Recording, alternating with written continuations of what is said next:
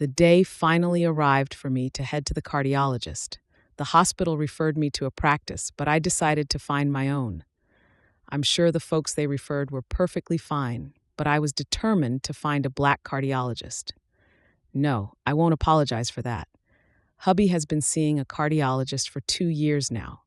He was diagnosed with heart disease right around Christmas of 2021. I'd reached out to a girlfriend to get a referral to the best hospital system in the area for heart conditions, and we have been under that umbrella ever since. She also referred us to her own cardiologist, who we followed up with after hubby was discharged from the hospital. The only issue was that the practice had 2 cardiologists, and we wound up with his partner rather than the doctor she referred us to. It felt rude to tell them we wanted the other doctor when they talked up Dr. Kim so much. Plus, Dr. Schwartz couldn't see us for another several months. He was booked solid. So hubby started seeing Dr. Kim, who was perfectly nice and knowledgeable. The trouble is, he wasn't quite listening to hubby when he was explaining to him that he still had this lingering discomfort in his chest. Dr. Kim seemed to chalk it up to the residual effects of him having a clot in his lungs that weakened his other lung and ultimately his heart. Yeah, it was a whole ordeal, y'all. That, coupled with the fact that the pain and complaints of black patients are, sadly, often overlooked, I decided it was time to go to one of our own. I'd figured I'd make myself the guinea pig. If we liked the doctor I went with, then hubby would transfer over to him. 2 birds, 1 stone. I scoured the directory for a black cardiologist and settled on one that had very high ratings, years of experience, and a kind face, based on his online photo. I booked the appointment as early as possible, since hubby and I have opposite sleep patterns. I'm a morning person, whereas he's a night owl. The majority of all his jobs have been late or overnights, so it works for him. Me, on the other hand, if I have to stay up past midnight, it will involve a lot of Red Bull. So when I have appointments, I try to book them as early or as late as possible, so he'll either stay up until we go, or he can sleep in until we head out. Surprisingly, I managed to get a 7 a.m. appointment. We headed out around 6:30 since the office wasn't that far from our place. We got there with about 10 minutes to spare. We walked into a bright and spacious office. Every single person at the reception desk was a black woman. They were all sporting NFL team jerseys, presumably in honor of the team they favored. It was a Friday morning, so I made the wild guess it was some type of team spirit day at the office. Now, I'd be remiss if I didn't address the elephant in the room and didn't call out my own bias. Most, to be fair, based on past experience. A reception desk that is most, if not all, black can go one of 2 ways: really good or really bad. Either the team runs like a well-oiled machine, or the place is disorganized and chaotic. There is no in-between. Does this happen at offices where the office staff isn't black? Absolutely. But I had to call it out nonetheless. It's what I call a blackism, a fact based purely on lived experience as a black person. This blackism is no different than never bothering to arrive at a black function on time, because it always starts at the earliest 1 hour after the time stated, if you're lucky. I was pleased to learn that this office was the former, a well-oiled machine. I was greeted by a friendly young woman at the reception desk who asked for my last name and date of birth. Since I'd already checked in electronically, all they needed from me was to confirm I hadn't experienced any COVID symptoms. Once that was completed, she asked me to have a seat and that they'd be with me shortly. We picked a pair of chairs in the corner. There were a handful of folks already there, and as is our custom, we like to sit away from folks, pre- and post-COVID. An older black woman walked in and said good morning, and we responded in kind. There was an older white gentleman sitting in a chair at the far end who just stared and said nothing. It has always fascinated me how people who don't look like me react when people that look like me greet them. I found it peculiar when this man stared, then looked away and tried to pretend he didn't hear or see the woman who glanced at them with a smile, as well as at us, before saying good morning. I've yet to understand what it cost them to say it back. Must be a lot. A few minutes after we sat, the door to the back opened and a young lady in scrubs called me by name. I smiled, stood up, and asked if hubby could come back with me. She said absolutely. At this juncture, I have to point out that Mr. I Can't Speak or Say Good Morning was seated at the chair closest to the door where we were headed. I watched him with a look of sheer confusion. He looked at her, looked at me, then looked back at his watch. He did this a few times. I'm going to hazard a guess that he assumed he'd snagged the first appointment of the day. He was mistaken. It made me chuckle a bit, and I thought to myself, serves you right. I was asked to make an immediate right so she could take my weight. So I guess we're choosing violence to start my appointment this early in the morning? Cool, cool, cool. The scale read back, none of your damn business pounds. No surprise there.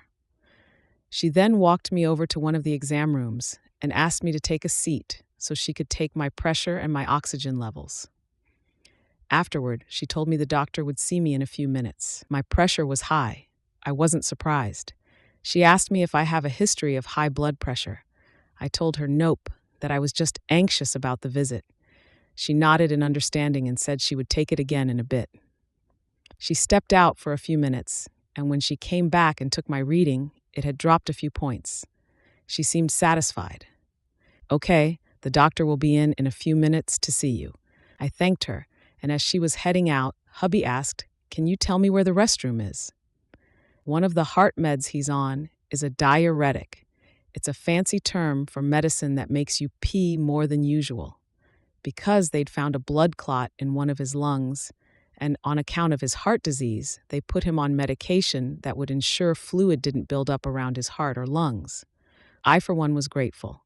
He was too, but also annoyed at the side effects. I can't say I blame him. As hubby stepped out to use the facilities, I knew that's when the doctor would show up. Murphy did not disappoint. Instead of Murphy's Law, I've taken up the notion that the law is in fact a troll called Murphy. His sole purpose is to add that extra oomph of irony, sourness, or just aggravation for the sake of aggravation at any moment. 2 minutes after hubby stepped out, Dr. Smith walked in. He said hello as he closed the door behind him. My husband stepped out. Does he know what room you're in? Yeah, but he's going to walk right past it with the door closed. Okay, let me open it. As he opened the door, he noticed someone walk right past. What's your husband's name? I told him his name. He called after him down the hall. A few minutes later, hubby walks in. Damn, I made it a point to memorize the exam room number, but the door was closed and I blew right past it. I giggled.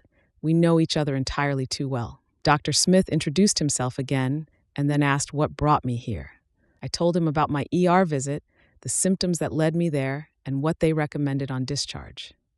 When I told him how long I was experiencing the symptoms for, he repeated them out loud. Your heart was racing, your chest was tight for 7 hours before you went to the ER. It's not that he didn't believe me. If I was interpreting his tone and look, it would have gone something like this in a social setting. What in the entire hell made you wait 7 hours before going to seek medical help? He couldn't say that, but his expression did. I felt a bit sheepish, but what was done was done. He asked about my family history, whether I or an immediate family member had a history of blood clots. I told him about my aunt on my mother's side and her cause of death.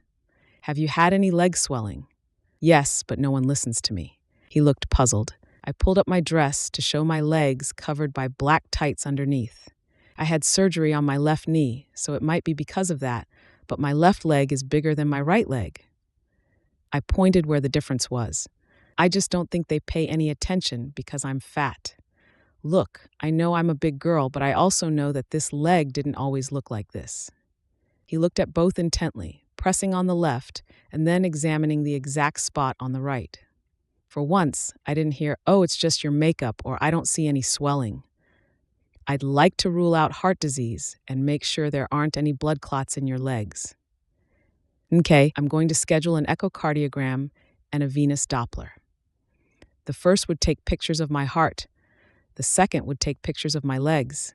Also, I want to monitor you, so I'm going to order a heart monitor. Come again? I'll put in the order so we can get that set up for you right away. Have you ever had to wear a heart monitor? No, my intonation was more out of sheer confusion and less out of not understanding what he was asking. Okay, so we're going to monitor your heart for 2 weeks so we can identify What are the stressors that cause the symptoms you're experiencing? If anything looks alarming, we'll get a call and we'll reach out to have you come in. You have a smartwatch, right? He said this as he pointed to the Apple Watch on my left wrist. Have you ever used it to do an EKG when you're having those symptoms? Yeah, when I first got it, but that was a while ago.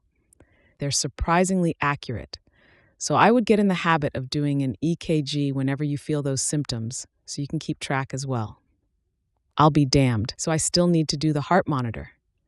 Yeah, that will send us alerts, so you'll do the heart monitor. But the smartwatch will give you a sense of what's happening when you're having the symptoms.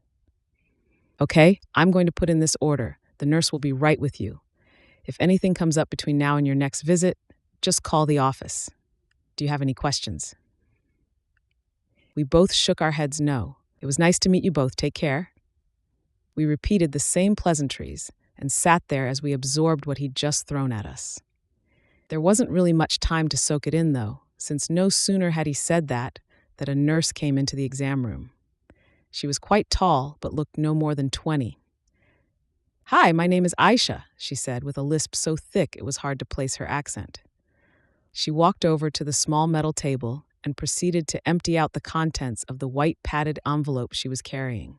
A phone, several alcohol wipes, a few adhesive-looking items, and a manual. Okay, so Dr. Smith prescribed a heart monitor, so we're going to go ahead and get you hooked up before you go.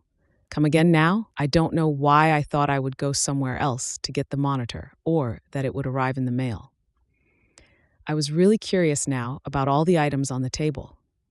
Okay, I need to put this on your chest, so I need to prep the area first.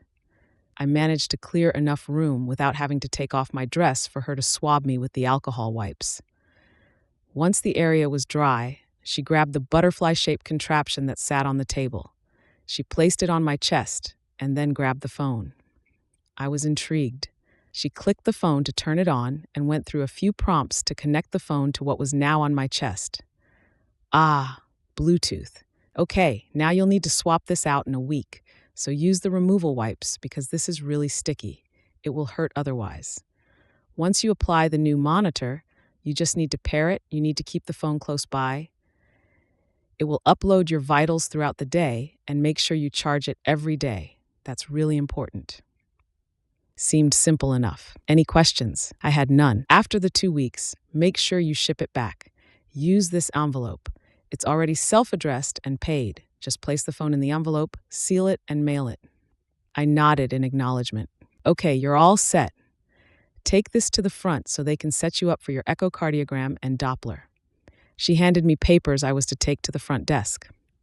I thanked her, made sure I looked as together as I did before I stepped into the exam room, then headed to the front desk to make the next round of appointments. The scheduling was pretty straightforward.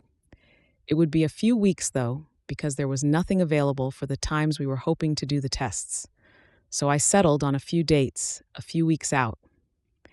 We said our goodbyes and thank yous, then headed to the car.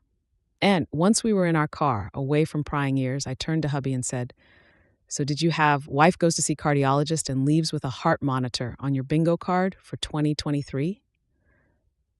He chuckled wryly, but I still saw the tinge of worry on his face. Nope, not even a little.